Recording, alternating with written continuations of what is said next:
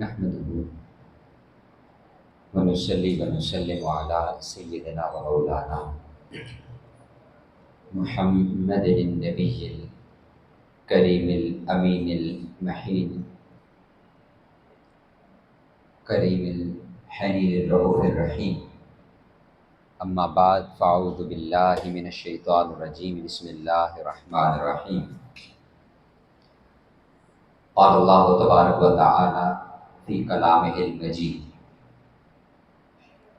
الذين آتيناهم الكتاب يتلونه حق تلاوته صدق الله مولانا العظيم.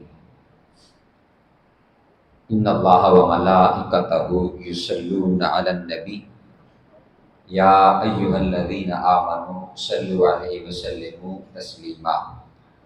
اللهم صل وسلم وبارك على نبينا وحبيبنا محمد وآل محمد.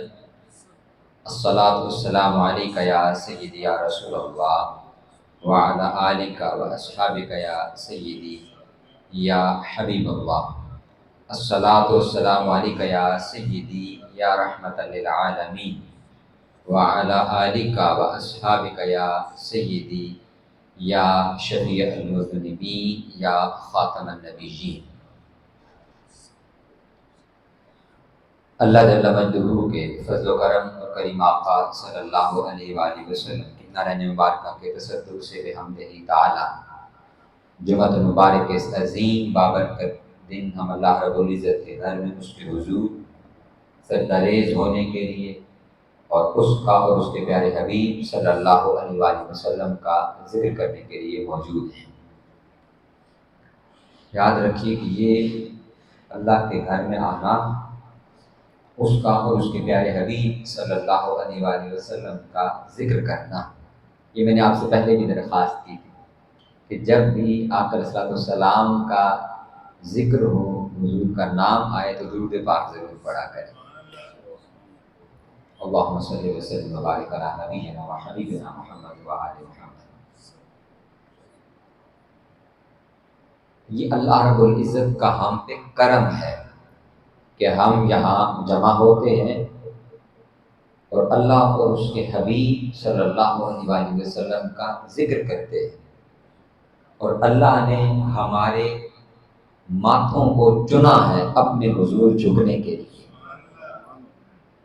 یہ اس کا شکر ہے کہ اس نے یہ وہ سر نہیں بنائے کہ جو اس کے سامنے جھکتے نہیں اکڑ جاتے، جو اس کی نافرمانی میں رہتے ہیں، جو اس سے غافل رہتے ہیں، جو اس کی بارگاہ میں حاضر نہیں ہوتے. تو یہ ہم اس کا شکر ادا کرتے ہیں کہ ہم اللہ کا مولا تیرا شکر ہے کہ تو نے ہمیں ان لوگوں میں سے نہیں بنایا. اور پھر کرم والا کرم یہ ہے کہ ہمیں اس نے اپنے محبوب صلی اللہ علیہ وآلہ وسلم کا نام لیوا بنایا ہے. یہ بھی ایک الگ ہی کرم ہے. آپ تصور کریں کہ اس نے ساری کائنات، ایک ایک ذرہ، آج ہم تھوڑا سا اس کا ذکر کریں گے کہ یہ کائنات کتنی بڑی ہے. تو آپ تصور کریں کہ جو ساری کائنات، جو اتنی بڑی کائنات ہے، وہ اس نے ایک ایک ذرہ، ایک ایک فرد، ایک ایک انسان، ایک ایک پتا، اور جتنی کائنات ہم نے دیکھ رکھی ہے وہ بھی، اور جتنی ہم نے نہیں دیکھی ہوئی، جتنی کو ہم جانتے ہیں، جتنی کو ہم نہیں جانتے، وہ ساری کی ساری اس نے اپنے محبوب صلی اللہ علیہ وآلہ وسلم کی خاطر پیدا کی ہے. تو کرم یہ ہے کہ ہمیں بھی حضور کے نام لیواؤں میں رکھا ہے. اس نے نام لیواؤں میں، یہ اللہ رب العزت نے انبیاء سے وعدہ لیا تھا. اس کا ہم تذکرہ آگے میلاد میں چل کر کریں گے. سورہ آل عمران میں انبیاء سے وعدہ لیا کہ جب تمہیں میں دنیا میں بھیجوں گا اور تمہیں میں نبوت بھی دوں گا، کتاب بھی دوں گا، لیکن لَتُؤْمِنُنَّ بِهِ، جب میرا محبوب آ جائے تو پھر تم نے اور کچھ بھی نہیں کرنا، صرف میرے محبوب کے گیت گانے۔ اور یہ ہر نبی کی دعوت کا حصہ رہا ہے۔ حضرت آدم علیہ السلام سے لے کر اور حضرت عیسیٰ علیہ السلام تک جتنے انبیاء آئے وہ دو چیزوں کی دعوت دیتے، ایک انہیں شرک سے منع کرتے، توحید کی دعوت دیتے، اور دوسرا ان کو کہتے کہ اس کے ساتھ ساتھ ایمان لے آؤ اللہ کے محبوب صلی اللہ علیہ وسلم، جنہوں نے ہمارے بعد آنا ہے، وہ ہماری زندگی میں آئیں، ہمارے بعد آئیں، جب بھی آئیں۔ اگر آپ کو یاد ہو تو حج کے دنوں میں ہم نے اس پر گفتگو کی تھی کہ یہ سارے انبیاء کرام اپنی قوم کو جب دعوت دے چکتے اور اپنا فریضہ ادا کر لیتے تو پھر کیا کرتے؟ پھر یہ مکہ آ جاتے۔ یہ جو اتنے انبیاء کی قبور مکہ میں ہے اور اس مطاف میں ہے جہاں ہم کعبۃ اللہ کا طواف کرتے ہیں، اس حتیم کے پاس ہیں، مقام ملتزم کے نیچے ہے، مقام ابراہیم کے پاس، حجر اسود کے پاس، اور کعبۃ اللہ کے ارد گرد 300 کے قریب لگ بھگ یا اس سے زائد انبیاء کی قبریں اس ایریا کے اندر ہیں۔ پھر مسجد خیف کے پاس یا خیر جو اس کا تلفظ درست ہو، وہاں پر حضرت آدم علیہ السلام اور دیگر کئی انبیاء کرام علیہ السلام کی قبور ہے۔ تو یہ سارے انبیاء جو مختلف علاقوں میں آئے تو یہ یہاں کیا کرنے آتے ہیں؟ اس کی ایک ہی وجہ تھی کہ انہیں خبر تھی کہ آقا علیہ السلام نے اس وادی مکہ میں تشریف لانا ہے، تو وہ یہ چاہتے تھے کہ ان کی زندگی کا جو آخری حصہ ہے، کیونکہ اللہ رب العزت کی طرف سے شاید انہیں یہ اشارہ تھا یا بشارت تھی کہ یا نبی تھی کہ انہوں نے آپ کے بعد آنا ہے، تو ان کو تھا کہ شاید ہماری زندگی میں اگر وہ موقع آ جائے تو ہم اپنی زندگی کے آخری وقت میں اس موقع سے محروم نہ رہیں کہ حضور کی زیارت کر لیں۔ ایک صورت، اور دوسری صورت یہ ہے کہ اگر ہم فوت بھی ہو جائیں تو اپنی قبروں میں تو ہوں گے، ان کے عقیدے ہماری طرح تو نہیں تھے، وہ تو انبیاء کرام ہیں، وہ جانتے ہیں کہ انسان مر کر ختم نہیں ہوتا بلکہ اس کی زندگی کی حالت و شکل بدل جاتی ہے۔ ایک پورا مضمون ہے، اس کو انشاءاللہ کسی وقت بیان کریں گے۔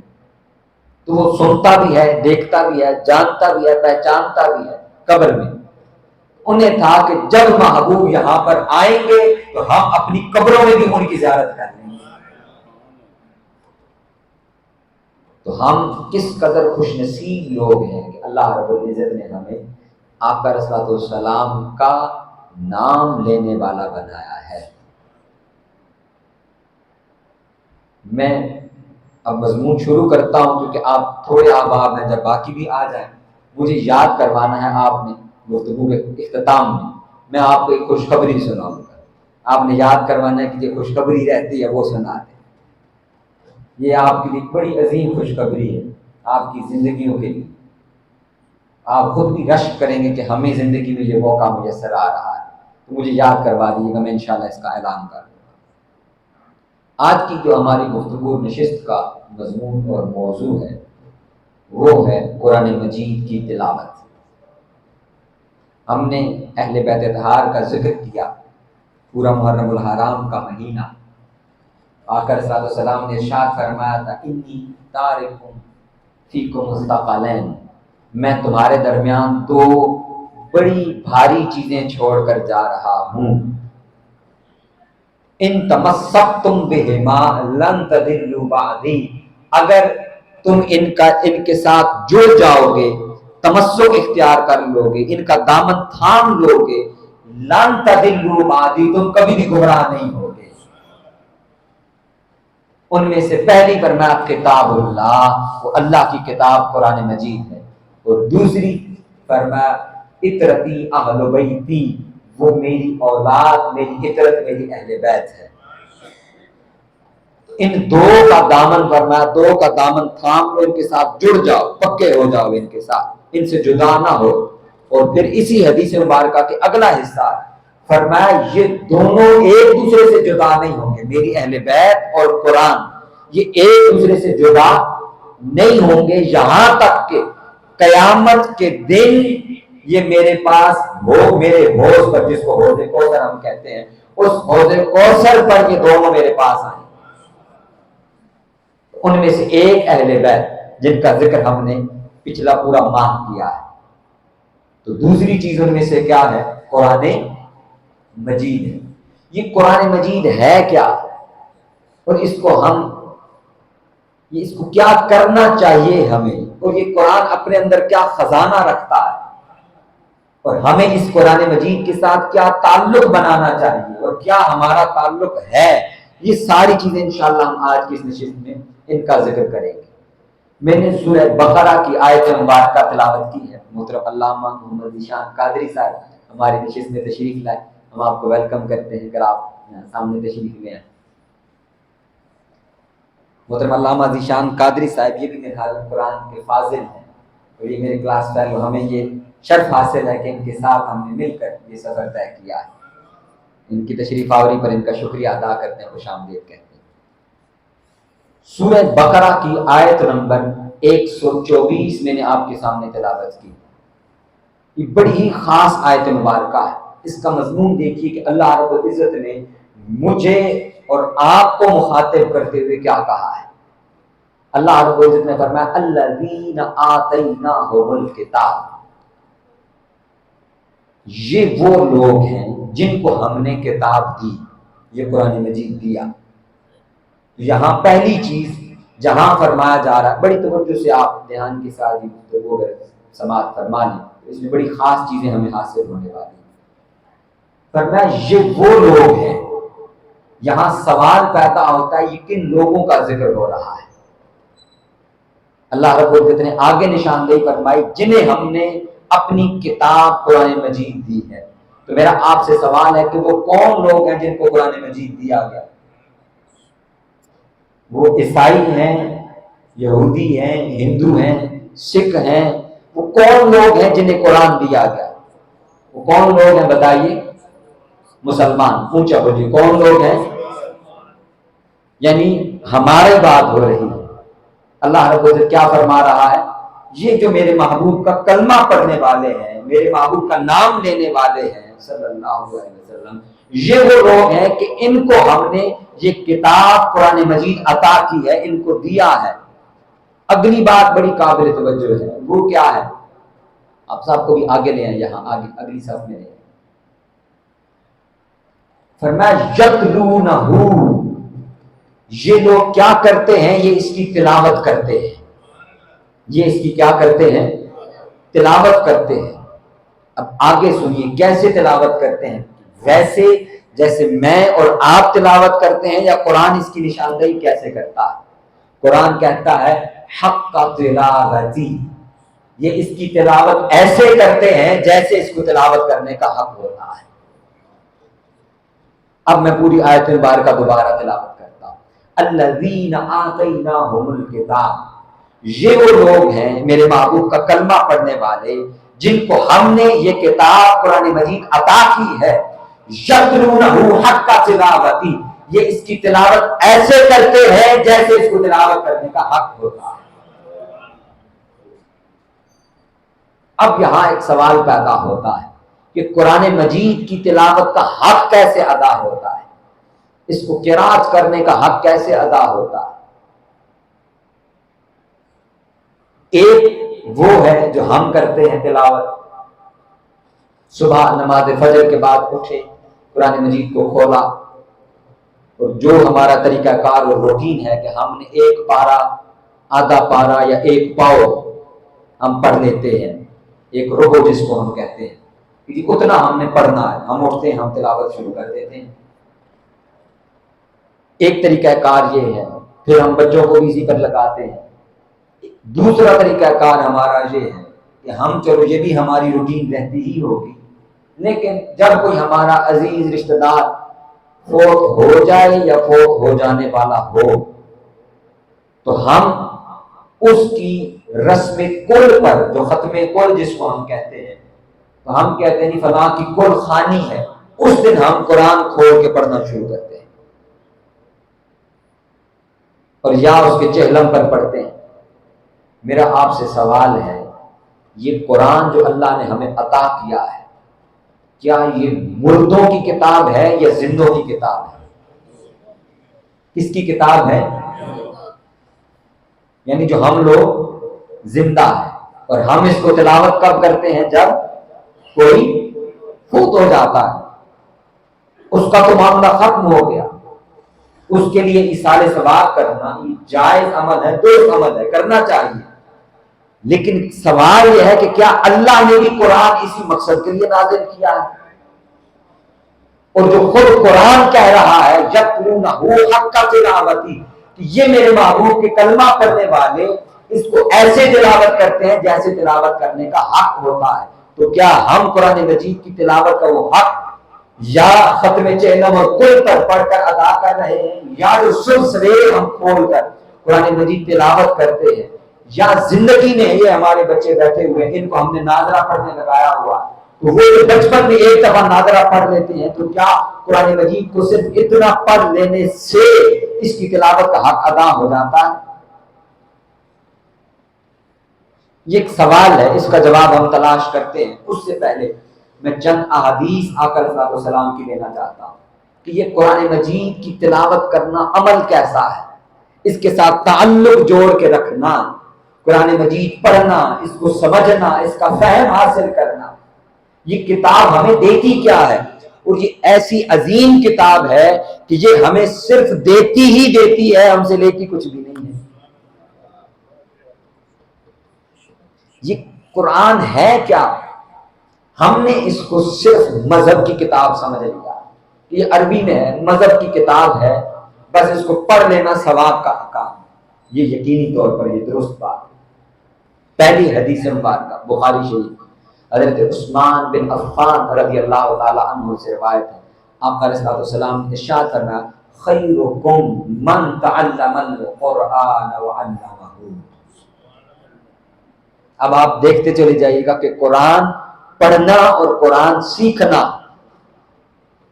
قرآن مجید کو صرف تلاوت کرنا اور قرآن مجید تلاوت کرنے کے لیے اس کو سیکھنا کہ میں صحیح تلاوت کر سکوں، تو اس کے لیے میں قرآن مجید کو سیکھوں کہ میں اس کی درست تلاوت کیسے کر سکتا ہوں۔ درست کی جگہ اب میں وہ قرآن مجید کا ہی جملہ استعمال کروں گا، حق کا تلاوتی، ایسے تلاوت کروں کہ قرآن مجید کی تلاوت کا حق کیسے ادا ہوتا ہے، وہ حق کے تلاوت ادا کرنے کے لیے قرآن مجید کو کیسے پڑھا جائے۔ آقا صلی اللہ علیہ وسلم نے ارشاد فرمایا تم میں سے خیرکم، تم میں سے سب سے بہتر وہ ہے۔ اب دیکھیے ایک ڈگری ہے، ایک سرٹیفکیٹ ہے، وہ ہم دیتے ہیں لوگوں کو، میں اور آپ۔ کسی کے پاس اللہ رب العزت اس کو گھر اچھا دیتا ہے، دولت دیتا ہے، ہم کہتے ہیں یہ بڑا زبردست آدمی ہے، اس کے پاس ساری نعمتیں موجود ہیں، گھر ہے، دولت ہے، پیسہ ہے، گاڑی نئی لے لی ہے، تو ہم کہتے ہیں جی دیکھیں اس کو اللہ نے گاڑی بھی نہیں دے دی ہے۔ تو ہم ایسے شخص کو دیکھ کر آئیڈیلائز کرتے ہیں، ایسے شخص کو دیکھ کر کیا کرتے ہیں؟ آئیڈیلائز کرتے ہیں۔ آئیڈیلائز کا مطلب معنی یہ ہے کہ اپنے لیے رول ماڈل بناتے ہیں کہ یار ہم نے یہ کام کرنا ہے، یہ اچیو کرنا ہے، یہاں تک پہنچنا ہے، یعنی اپنا گھر ہو، اچھا خوبصورت بڑا گھر ہو اور اچھی خوبصورت گاڑی ہو، اور ہم کہتے ہیں یہ بڑا بہترین آدمی ہے، یہ بڑا کیا ہے؟ بہترین۔ یہ میری اور آپ کا ایوارڈ اور ڈگری ہے جو ہم کسی کو دیتے ہیں بہتر ہونے کی، اچھا ہونے کی۔ آقا صلی اللہ علیہ وسلم فرماتے ہیں خیرکم، تم میں سے بہتر وہ ہے جس کے پاس مال و دولت ہے یا نہیں ہے، اس سے کوئی غرض نہیں، اس کا بینک بیلنس بہت زیادہ ہے یا نہیں ہے، اس سے کوئی غرض نہیں۔ من تعلم القرآن، تم میں سے بہتر وہ ہے جو قرآن سیکھتا ہے۔ اس بات سے غرض نہیں کہ دنیا کا مال اس کے پاس کتنا ہے، ورنہ بہتر وہ ہے جو قرآن سیکھتا ہے۔ ابھی تلاوت کی طرف ہم نہیں پہنچے، قرآن مجید کو کیا کرتا ہے؟ سیکھتا ہے۔ سیکھنے کا معنی کیا ہے؟ سیکھنے کا معنی یہ ہے کہ یہ قرآن کس زبان میں نازل ہوا ہے؟ عربی میں۔ اونچا بولیے، کس میں؟ عربی میں۔ قرآن خود کہتا ہے انا انزلناہ قرآنا عربیا لعلکم تعقلون، ہم نے اس قرآن کو عربی میں نازل کیا ہے تاکہ تم اس کو سیکھ سکو، اس کو سمجھ سکو، اس قرآن مجید کو، اللہ رب العزت کے کلام کو۔ تو سوال یہ ہے کہ ہم دنیا کا مال کمانے کے لیے ہم نے بڑی تعلیم حاصل کی، ایم اے تک، M Phil, P H D, یہ سارے کام ہم کر جاتے ہیں اور اپنے بچوں کو کروا بھی رہے ہیں، اچھے سے اچھے اسکول میں داخل کرواتے ہیں، جا کے وہاں پوچھتے ہیں کہ جی کیا کرائیٹیریا ہے، کیا سبجیکٹس پڑھائیں گے، کیا بچے کی ایکٹیویٹیز ہوں گی، کیا گیمز ہوں گی، بچے کی مینٹل ہیلتھ کیسے بہتر ہوگی، اس کی انٹلیکچوئل لیول کیسے بہتر ہوگا، یہ ساری چیزیں آپ کے اسکول میں ہوتی ہیں یا نہیں ہوتی؟ ہم یہ جا کے اسکول والوں سے پوچھتے ہیں، ایسا ہے یا نہیں ہے؟ ہم نے کبھی یہ کوشش کی کہ ہم یہ دیکھیں کہ یہ اللہ کا کلام ہمارے پاس ہے اور یہ ہماری زبان میں نہیں ہے، یہ عربی زبان میں ہے، تو ہم نے کبھی یہ محنت اور کوشش کی ہو کہ اس قرآن مجید کی زبان کو بھی ہم سیکھ لیں؟ آقا صلی اللہ علیہ وسلم نے ارشاد فرمایا عربی زبان سے پیار کرو دو وجوہات کی وجہ سے، سنیے گا کتنی وجوہات کی وجہ سے؟ دو وجہ ہیں کہ کس سے پیار کرو، عربی زبان سے، فرمایا اس لیے کہ یہ میری زبان ہے اور اس لیے کہ یہ قرآن کی زبان ہے، ہمارے محبوب کی زبان ہے، اور ہم وہ زبان جانتے ہی نہیں ہیں۔ زبانیں یار من ترکی و من نمی دانا، میرے یار کی زبان ترکی ہے اور میں وہ زبان جانتا ہی نہیں۔ یہ کیسا ہمارا پیار کا دعویٰ ہے حضور کی ذات کے ساتھ کہ یا رسول اللہ ہمیں آپ سے بڑی محبت، بڑا پیار ہے، ایک دعویٰ ہے ہمارا، ہم عشق کے محبت کے دعوے کرتے ہیں، نعرے لگاتے ہیں، لیکن حیرانگی کی بات یہ ہے کہ یار کی زبان عربی ہے اور یار خود کہہ بھی رہا ہے کہ میری زبان سے اس وجہ سے پیار کرو کہ یہ میری زبان ہے، اور ہماری ساری زندگی اس زبان سے معاشرائی میں گزر جاتی ہے، ہمیں خبر ہی نہیں کہ اس زبان کا صحیح تلفظ کیا ہے۔ پوری ایمانداری سے بتائیے گا، پوری ایمانداری سے، ہم روزانہ نماز پڑھتے ہیں، نماز پڑھتے ہوئے پہلا لفظ ہم کیا پڑھتے ہیں؟ سورہ فاتحہ کا، بولیے کیا پڑھتے ہیں؟ سورہ، اونچی آواز میں بولیے کیا پڑھتے ہیں؟ الحمدللہ، اونچی آواز میں کیا پڑھتے ہیں؟ اس میں کوئی شرم والی بات نہیں ہے، یہ آگے حدیث بار کا میں آپ کو عرض کر دیتا ہوں کہ قرآن مجید سیکھنے پر کتنا اجر ہے۔ ابھی تو میں پہلی حدیث پاک کا آپ کے سامنے پیش کیا کہ حضور نے فرمایا خیرکم، تم میں سے سب سے بہتر وہ ہے جو قرآن سیکھتا ہے، جو قرآن سیکھتا ہے۔ ہم کیا پڑھتے ہیں؟ الحمدللہ، کیا پڑھتے ہیں؟ سب اتفاق کرتے ہیں کہ ہم یہی پڑھتے ہیں، آپ ہاتھ کھڑا کریں بتائیے کہ ہم یہی پڑھتے ہیں، الحمدللہ ہم یہی پڑھتے ہیں۔ حیرانگی کی بات یہ ہے کہ یہ لفظ الحمد ہے ہی نہیں، اس کو اگر الحمد پڑھے تو اس کا معنی ہی بدل جاتا ہے، اس کا معنی ہی بدل جاتا ہے۔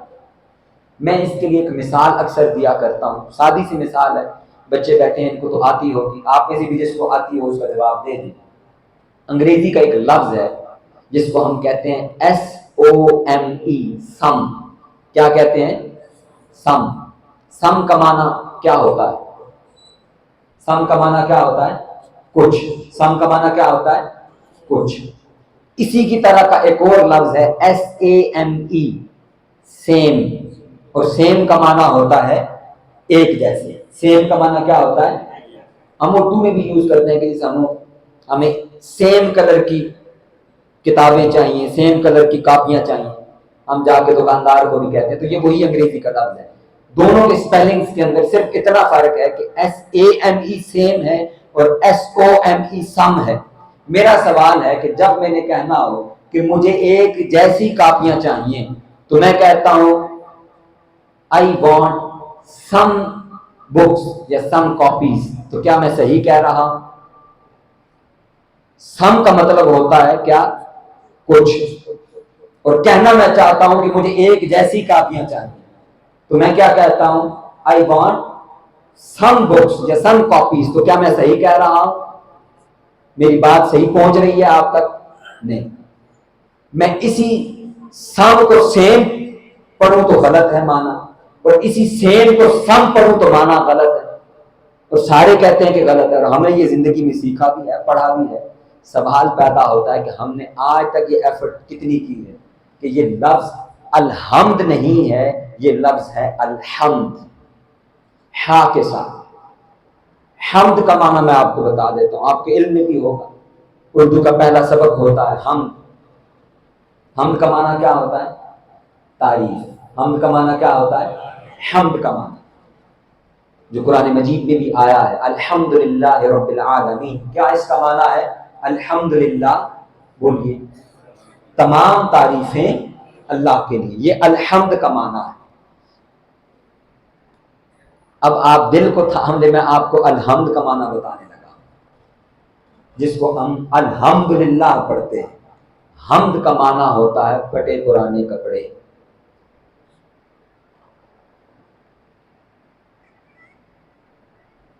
اب آپ پوری ایمانداری سے بتائیے، قرآن کہہ رہا ہے یتلونہ حق تلاوتی، یہ میرے محبوب کا کلمہ پڑھنے والے، یہ ایمان والے، یہ مسلمان، یہ مومنین، یہ وہ لوگ ہیں جو قرآن مجید کی تلاوت ایسے کرتے ہیں جیسے تلاوت کرنے کا حق ہوتا ہے۔ اگر ہم اس کو یوں پڑھ رہے ہیں اور یار کی زبان بھی عربی ہے، ہم نے کبھی اس کو سیکھنے کی طرف توجہ نہیں کی۔ اس عمر تک ہمیں نہیں علم کہ یہ الحمد ہے کہ الحمد ہے۔ یہ میں نے صرف ایک مثال دی ہے، صرف ایک مثال۔ آگے لفظ قل پہ چلے جائیں وہ ایک الگ مثال ہے، احد پہ چلے جائیں وہ ایک الگ مثال ہے، اذا جاء نصر اللہ والفتح یہ ایک الگ مثال ہے۔ اور میری اسی طرح پورا قرآن مجید، آقا صلی اللہ علیہ وسلم نے ارشاد فرمایا خیرکم من تعلم القرآن، تم میں سے سب سے بہتر وہ ہے جو اور کچھ کرے نہ کرے لیکن قرآن مجید سیکھے۔ اور پھر اگلا سٹیپ فرمایا وعلمہ، خود سیکھے اور پھر دوسروں کو سکھائے۔ تم میں سے بہتر وہ ہے جو سب سے پہلا کام کیا کرے؟ تعلم القرآن، خود سیکھے اور پھر فرمایا کہ آگے دوسروں کو سکھائے۔ پھر آقا علیہ الصلوۃ والسلام نے ارشاد فرمایا الماہر بالقرآن مع السفرۃ الکرام البررہ والذی یقرأ القرآن ویتتعتع فیہ وہو علیہ شاق لہ اجران۔ یہ آپ کے لیے، جو میں نے کہا تھا کہ آگے چل کر میں آپ کے لیے خوشخبری بھی عرض کرتا ہوں۔ آپ آقا صلی اللہ علیہ وسلم نے ارشاد فرمایا کہ قرآن مجید کا ماہر، یعنی اس کو بہتر انداز میں درست تلفظ کے ساتھ پڑھنے والا، وہ کیا ہوگا؟ فرمایا وہ معزز اور محترم فرشتوں اور معظم مکرم انبیاء کرام علیہ السلام کے ساتھ ہوگا۔ یہ قرآن مجید درست پڑھنے والے کا مقام درجہ ہے کہ جو قرآن مجید کو درست پڑھتا ہے، اس کو بہتر خوبصورت انداز میں پڑھتا ہے۔ ماہر بالقرآن، جو قرآن مجید درست پڑھتا ہے اس کا درجہ کیا ہے؟ فرمایا وہ بڑے معزز فرشتوں کے ساتھ، انبیاء کرام علیہ السلام کے ساتھ ہوگا۔ اور اگلی بات فرمایا اور وہ شخص جو قرآن مجید پڑھتا ہے، اس کو سیکھنے کی کوشش کرتا ہے لیکن اس میں اٹکتا ہے، یعنی محنت کرتا ہے سیکھنے کی، اور سیکھتے ہوئے اب ہماری زبان نہیں ہے عربی تو ہم بعض اوقات اس کو اس انداز میں پڑھ نہیں سکتے، تو فرمایا اگر اس کو کوئی سیکھنے کی کوشش کرے اور پھر اس کو پڑھتا ہے اور وہ اٹکتا ہے، لہو اجران، اس کے لیے 2 اجر ہیں، 2 اجر ہیں، اس لیے کہ ایک اس نے قرآن مجید پڑھا اور دوسرا اس نے قرآن مجید کو سیکھنے کی کوشش کی، تو اس کے لیے 2 اجر ہیں۔ تو اس بات میں پریشانی نہیں کہ اتنی عمر گزر گئی تو ہم غلط پڑھ رہے ہیں، نہیں، اگر اب ہم سیکھنا شروع کر دیں اور سیکھنے کی محنت کرتے ہیں اور اس کو درست پڑھنے کی کوشش کرتے ہیں، فرمایا لہو اجران، پھر تمہارے لیے 2 اجر ہیں۔ لیکن اس کے لیے کرنا کیا ہے کہ قرآن مجید کو پڑھنا ہے، اس کو سیکھنا ہے۔ آگے چلیے، آقا علیہ السلام نے بڑی خوبصورت حدیث مبارکہ، بڑی کمال کی حدیث مبارکہ، میں نے آپ سے عرض کیا کہ قرآن مجید ہمیں صرف دیتا ہی دیتا ہے، ہمیں عطا کرتا ہے، ہم سے لیتا کچھ بھی نہیں ہے۔ سنیے، آقا صلی اللہ علیہ وسلم نے ارشاد فرمایا یہ ہمارے گھر کی روزی روٹی کے مسئلے حل ہو جائیں گے۔ ہم جاتے ہیں تعویذ لیتے ہیں، وظیفے پوچھتے ہیں کہ جی کاروبار میں برکت نہیں ہے، گھر میں آمدن ٹھیک نہیں ہے، پوری نہیں پڑ رہی، معاملہ ٹھیک نہیں چل رہا، ہم جاتے ہیں پیروں کے پاس وظیفہ پوچھنے، پلٹ کر یہ نہیں دیکھتے کہ ہم خود کر کیا رہے ہیں، ہمارے گھر کا معمول کیا ہے۔ آقا صلی اللہ علیہ وسلم کی ایک اور حدیث مبارکہ میں حضور نے ارشاد فرمایا اپنے گھروں کو قرآن پڑھنے سے آباد کرو، یاد رکھ لو کہ شیطان اس گھر میں نہیں آتا جس گھر میں سورہ بقرہ کی تلاوت کی جاتی ہے۔ جس گھر میں سورہ بقرہ کی تلاوت ہوتی ہے فرمایا اس گھر میں شیطان داخل نہیں ہوتا۔ اور اپنے گھروں کو آباد کرو، ویران نہ بناؤ، قبرستان نہ بناؤ۔ ورنہ وہ کیا ہے؟ ورنہ وہ یہ ہے کہ جس گھر میں قرآن مجید کی تلاوت نہیں ہوتی۔ اب اس کو میں ایکسپلین کر دیتا ہوں، آپ کے لیے کھول دیتا ہوں۔ دیکھیے قرآن مجید جب ہم پڑھتے ہیں تو اللہ کی رحمت کا نزول ہوتا ہے یا نہیں ہوتا؟ ہوتا ہے۔ یہ حدیث مبارکہ بھی آگے آ رہی ہے۔ ایک صحابی تھے، وہ اپنی چھت پر، ان کا نام تھا اسید، حضرت اسید رضی اللہ تعالیٰ، بڑا اچھا بڑا خوبصورت قرآن پڑھا کرتے تھے۔ وہ کہتے میں جب اپنی چھت پہ قرآن مجید پڑھتا تو میں نے دیکھا کہ ایک بادل اور نور سا وہ میرے قریب آ جاتا، تو میرے صحن میں گھوڑا بھی بندھا ہوا تھا اور میری بیوی بھی کام کر رہی تھی۔ تو میں آقا صلی اللہ علیہ وسلم کی بارگاہ میں گیا کہ یا رسول اللہ، جب میں قرآن مجید بلند آواز سے، اونچی اور خوبصورت آواز سے تلاوت کرتا ہوں تو ایک اس طرح کا معاملہ ہوتا ہے کہ میرے اوپر ایک بادل نما نور کا سایہ بن جاتا ہے، اور مجھے ڈر ہے کہ میری بیوی وہ خوف سے گر نہ جائے اور میرا گھوڑا بدک نہ جائے۔ آقا صلی اللہ علیہ وسلم نے ارشاد فرمایا اسید نہ گھبراؤ، وہ اللہ کی بارگاہ سے ایک فرشتہ ہے جو تیرا قرآن سننے کے لیے آتا ہے۔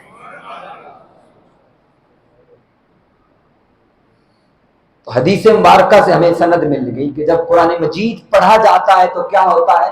فرشتے آتے ہیں۔ کیا ہوتا ہے؟ فرشتے آتے ہیں۔ اب اس کا الٹ کر لیں تو جس گھر میں فرشتہ نہیں، قرآن مجید نہیں پڑھا جا رہا، وہاں فرشتے، تو جہاں فرشتے نہیں آ رہے وہاں کون آئے گا؟ جن اور شیطان۔ وہاں پر کیا آئیں گے؟ جن اور۔ اب اگلا سوال، ان کے آنے سے برکت ہوگی کہ نحوست ہوگی؟ بتائیے کیا ہوگا؟ پھر ہمارا شکوہ کیا ہوگا؟ کہ ہمارے کاروبار میں برکت، ہمارے کام کاج میں، آمدنی میں برکت نہیں۔ یہ اس وجہ سے ہوتا ہے کہ ہمارا تعلق وہ قرآن مجید کے ساتھ مضبوط نہیں ہے۔ اور قرآن پڑھنے کا فائدہ سنیے کیا ہے۔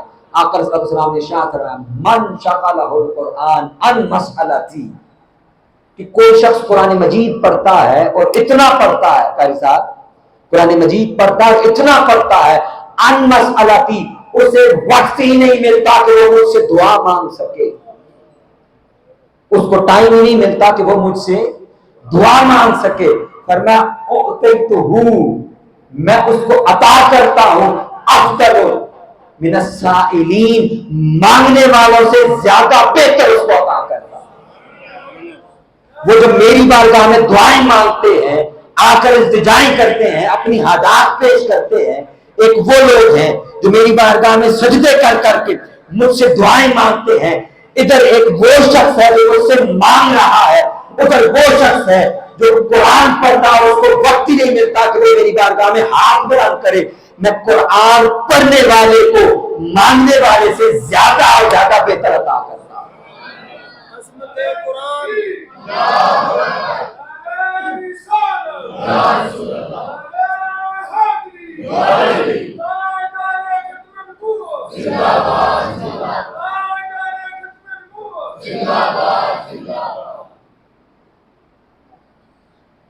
اور پھر سیدنا امام حسن رضی اللہ تعالی عنہ، آپ روایت کرتے ہیں امام حسن علیہ السلام، آپ فرماتے ہیں آقا صلی اللہ علیہ وسلم نے ارشاد فرمایا لا فاقۃ لعبد ولا غنى له بعدہ، فرمایا وہ شخص جو قرآن مجید کی تلاوت کرتا ہے، لا فاقۃ لعبد، ایسے شخص کے قریب بھی کبھی فاقہ نہیں آئے گا، تنگدستی، بھوک اور حاجت مندی، محتاجی، فرمایا ایسے شخص کے کبھی قریب نہیں آئے گی، ولا غنى له بعدہ، اور اللہ رب العزت اس کو اتنا عطا کرے گا کہ اس کے بعد اس کو مزید غنا کی حاجت ہی نہیں رہے گی۔ فرمایا کس کو؟ فرمایا یقرأ القرآن، جو قرآن مجید کی تلاوت کرتا ہے،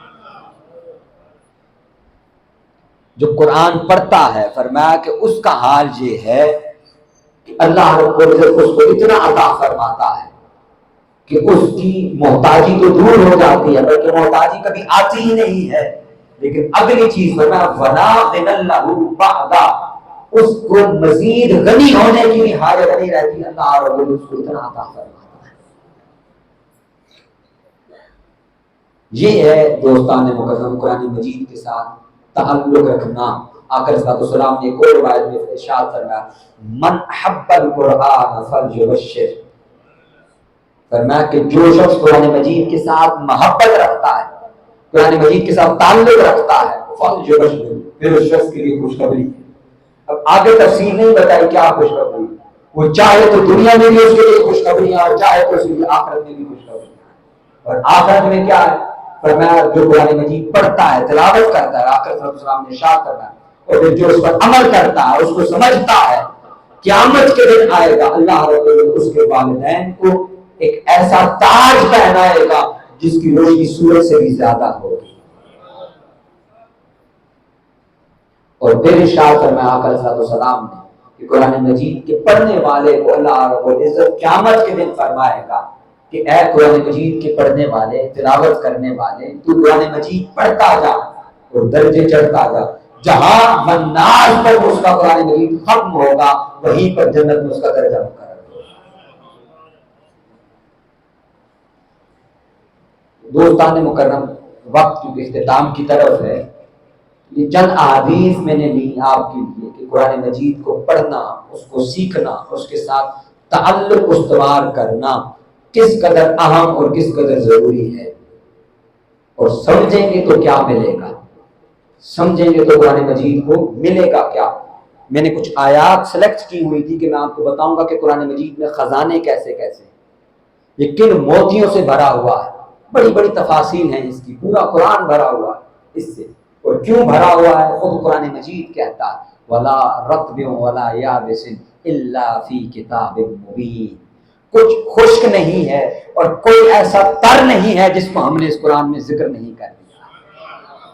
حضرت عبداللہ بن عباس رضی اللہ تعالیٰ عنہ بیان فرماتے ہیں، آپ فرماتے ہیں ہماری اونٹ کی نکیل گم ہو جاتی اگر، اور ہم اس کو ڈھونڈنا چاہتے تو ہم اس کو قرآن مجید سے تلاش کر لیتے، یہ اتنا خزانوں سے بھرا ہوا ہے۔ چند مثالیں، ایک دو مثالیں عرض کر دیتا ہوں آپ کو۔ آج کی موجودہ سائنس، یہ بچے جو اسکول پڑھتے ہیں، یونیورسٹیز جاتے ہیں، ان کو یہ پتا ہے، ایک سبجیکٹ ہے اس کو کہتے ہیں بایولوجی، نام سنا ہے آپ؟ بایولوجی کا ایک سبجیکٹ ہے، کچھ نے پڑھا بھی ہوگا، اور آگے مزید پھر میڈیکل سائنس میں جائیں اس کی پھر ڈیٹیل اور تفصیل موجود ہوتی ہے۔ اس میں انسان کی تخلیق کا ذکر ہے کہ انسان پیدا کیسے ہوتا ہے۔ وہاں پر ایک چیز جو آج ماڈرن ڈے سائنس ایک بات کرتی ہے، ایک لفظ ہے، آپ نے خبروں میں بھی سنا ہوگا، بہت کثرت کے ساتھ سنتے ہوں گے کہ فلاں کا ڈی این اے کیا گیا ہے، یہ لفظ سنا ہے نا آپ، فلاں کا ڈی این اے کیا گیا، اس کی ڈی این اے رپورٹ آ گئی، اس کی ڈی این اے رپورٹ میں یہ لکھا ہوا تھا۔ یہ ڈی این اے ہے کیا؟ ڈی این اے کیا چیز ہے؟ یہ ماڈرن ڈے سائنس بتاتی ہے۔ ماڈرن ڈے سائنس کہتی ہے جس لمحے، جس سیکنڈ کے اندر مرد کا نطفہ اور عورت کا جو انڈا ایگ ہوتا ہے اس کا ملاپ ہوتا ہے، جس لمحے جس سیکنڈ میں ہوتا ہے، محض ایک سیکنڈ کی بات ہے یا اس سے بھی کم وقت کی بات ہے، جس لمحے یہ ملاپ ہوتا ہے اسی لمحے یہ ڈی این اے لکھ دیا جاتا ہے۔ یہ ڈی این اے کیا ہوتا ہے؟ لکھ دیا جاتا ہے، یعنی یہ اگلا وجود بن جاتا ہے۔ اب ڈی این اے میں کیا ہوتا ہے سنیے گا، ڈی این اے میں یہ ہوتا ہے کہ یہ جو اب بچہ، ابھی وہ مائکروسکوپ سے بھی نظر نہیں آتا، مائکروسکوپ سے نظر آتا ہے، عام آپ کے الٹرا ساؤنڈ اور انسانی آنکھ سے نظر نہیں آتا کہ یہ انسان کیا ہے، بس ابھی پہلا سیکنڈ ہے میرے اور آپ کے پیدا ہونے کا، وہ جس لمحے ہمارے والدین کا، ایک مرد کا اور ایک عورت کا پانی آپس میں ملتا ہے، اس ایک سیکنڈ میں یہ ڈی این اے جنریٹ ہو جاتا ہے، उस डीएनए में लिखा हुआ होता है कि ये मर्द होगा कि औरत होगी, फिर इसकी उम्र कितनी होगी, इसका कद कितना होगा, इसकी आंखों का रंग क्या होगा, इसके बालों का रंग क्या होगा, कितनी उम्र तक इसके बाल बढ़ेंगे निकलेंगे, और कितनी उम्र में जाकर इसके बाल गिरना शुरू हो जाएंगे, खत्म हो जाएंगे। इस तरह की सारी तफसील ये डीएनए के अंदर लिखी हुई होती है। ये कब लिखी जाती है?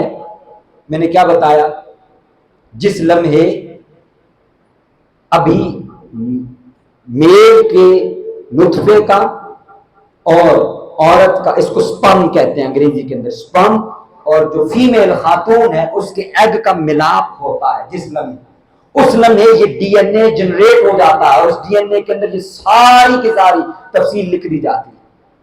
अभी वो इंसान की शक्ल भी नहीं है, बिल्कुल एक कीड़े की तरह है, वो कीड़ा जो माइक्रोस्कोप से नजर आता है। ये साइंस आज के दौर के अंदर बता रही है। कुरान क्या कहता है? कुरान कहता है मिन नुतफतिन खलकहू फक़द्दरह, जिस लम्हे वो नुतफा, अरबी में इसी को आप कह लें कि उर्दू में जिसको या अंग्रेजी में ज़ाइगोट आप कहते हैं या एग कहते हैं, उसी को अरबी के अंदर नुतफा कहते हैं, वो कीड़ा कहते हैं। फरमाया मिन नुतफतिन खलकहू, वो जिसको उसके रब ने तख्लीक किया है एक नुतफे से, फक़द्दरह, उसकी सारी तफसील उसी लम्हे लिख दी जाती है। ये आज की साइंस चंद साल 20 या 30 साल पहले बता रही है, कुरान ये बात 1400 साल पहले बता रहा है। फिर घर जाइए, ये आज समझ लें कि एक छोटा सा होमवर्क है आपके लिए, आपने करना है। और वो होमवर्क क्या है? सूरह बकरा की आयत नंबर 282। कौन सी सूरत है? सूरह बकरा। सूरह बकरा आयत नंबर कौन सी? 282, तीसरा पारा है जहां सूरह बकरा खत्म हो रही है। जिस 282 कुरान मजीद की सबसे तवील आयत मुबारक है, सबसे तवील आयत मुबारक। इसका जाके आप सब ने तर्जमा पढ़ना है। क्या है तफसील? मैं आपको बता देता हूं तफसील क्या है। वो ये है, आज हम कहते हैं कि दो बंदे आपस में लेन देन करें तो स्टाम्प पेपर लिख लें, ऐसा है या नहीं है? ये आज का फैसला ये हम कर रहे हैं कि कोई जमीन का लेन देन है, कोई कारोबार का लेन देन है, कोई घर खरीदा, गाड़ी ली, किसी को दिया, उस पर क्या करते हैं? गवाह होते हैं ना। उस पर वो जो स्टाम्प पेपर लिखते हैं उस पर गवाह होते हैं। दो गवाहों के आप कहते हैं दस्तखत किए जाए। ये सारी तफसील कुरान की वो आयत बता रही है कि जब आपस में लेन देन करो उसको लिख लिया करो, उसके ऊपर गवाह भी ले आया करो। ये मोती और खजाने हैं कुरान मजीद में, मेरे और आपके। अगर हम इसको समझ कर पढ़ते हैं, इसकी दुरुस्त अंदाज में तिलावत करते हैं। मैंने मोहतरम चौधरी गुलाम मुस्तफा साहब से ये दरखास्त की, उनसे ये आइडिया शेयर किया और उन्होंने इसको पसंद किया। और वो आइडिया ये है कि हम जब आप कहेंगे, जब आप सब अहबाब राजी होंगे, तो हर जुमातुल मुबारक जब हम जुमा की नमाज पढ़ लेते हैं और दुरूद व सलाम पढ़ के फ्री हो जाते हैं, तो सिर्फ 15 मिनट, कितने मिनट? 15 मिनट, मैक्सिमम 20 मिनट, इससे ज्यादा नहीं, हम यहाँ इल्म तजवीद वल क़िराअह की क्लास किया करेंगे। इल्म तजवीद वल क़िराअह की क्लास करेंगे। व्हाइट बोर्ड होगा यहाँ पर और वो हम पढ़ेंगे। वो हमें क्या पढ़ाएगा और सिखाएगा? वो हमें पढ़ाएगा और बताएगा इल्म तजवीद क्या बताएगा। इल्म तजवीद हमें बताएगा कि वो जो मैंने आपको पहली चीज अर्ज की थी कि ये अलहम्द पढ़ते हैं कि अलहम्द ये कैसे पढ़ा जाता है, इसका दुरुस्त तलफ़्फ़ुज़ क्या है, कुरान मजीद को सही समझ कर हम कैसे पढ़ सकते हैं। और पढ़े तो पढ़ रहे हो तो हमें समझ भी आनी चाहिए। तो यार की जबान सीखने का आप कह लें कि एक बहाना है। वो जो आका अलैहिस्सलाम ने कहा कि इसलिए अरबी से प्यार करो, अरबी को सीखो कि ये मेरी जबान है। तो उसके लिए हम आप सब दोस्त एग्री करते हैं, इसके जो एग्री करते हैं और कहते हैं कि हम शरीक होंगे उस नशिस्त में, वो हाथ खड़ा कर। सबको हम कोई पाबंदी नहीं लगा रहे। जो अपनी मर्जी से आप कहते हैं कि हम जुमातुल मुबारक 20 منٹ نماز ختم ہونے کو، درود سلام ختم ہونے کے بعد یہاں بیٹھیں گے. اگر آپ کہتے ہیں تو پھر ہم اگلے جمعہ المبارک سے ہی وائٹ بورڈ کا یہاں اہتمام کروا دیں گے اور انشاءاللہ یہ کلاس ہوگی. یہاں ایگری کرتے ہیں آپ؟ کرتے ہیں؟ ہاتھ کھڑا کریں جو کہتے ہیں کہ ہم شریک ہوں. جو کہہ رہے ہیں پھر ان کو آنا پڑے گا کیونکہ ہم نے آپ کے لیے وقت دینا ہے یہاں. اب خوشخبری میں نے آپ کو کہا تھا آپ کے لیے. ایک تو محترم علامہ فیصل صاحب نے اعلان کرنا ہے، بڑا خوبصورت ایک اعلان ہے ہمارے کچھ دوستوں کا کہ وہ عمرہ پر جا رہے ہیں، ان کے لیے ان کی مبارکباد ان کو پیش کرتے ہیں. اور دوسری خوشخبری آپ کے لیے یہ ہے کہ اس سال جب ہم آقا علیہ الصلوۃ والسلام کا میلاد منائیں گے کہ نہیں منائیں گے؟ یہ آپ کا 1500 سالواں میلاد ہے. کتنا ہے؟ ہماری خوش قسمتی یہ ہے کہ ہماری زندگی میں ہمیں یہ موقع نصیب ہو رہا ہے کہ ہم حضور کا 1500 سال کا جشن منائیں. حضور کی برات یعنی حضور کو پیدا ہوئے اس دنیا میں تشریف لائے ہوئے کتنے سال ہو جائیں گے؟ 1500 سال. اور جب اگلا 16واں سال آئے گا تب میں اور آپ موجود نہیں ہوں گے. یہ میری اور آپ کی خوش قسمتی ہے. میں نے کہا میں آپ کو خوشخبری سناؤں گا اور وہ خوشخبری یہی ہے کہ ہماری خوش قسمتی ہے کہ ہم آقا علیہ السلام کے دور میں ہیں اور حضور کا 1500 سالہ ولادت کا جشن انشاءاللہ اس سال منائیں. اب میں محترم علامہ فیصل صاحب سے گزارش کروں گا کہ وہ تشریف لائیں. محترم چودھری حاجی سعید صاحب کی طرف سے ایک اعلان ہے، وہ خصوصی اعلان محترم علامہ فیصل صاحب فرماتے ہیں. وما علیہ الا البلاغ المبین.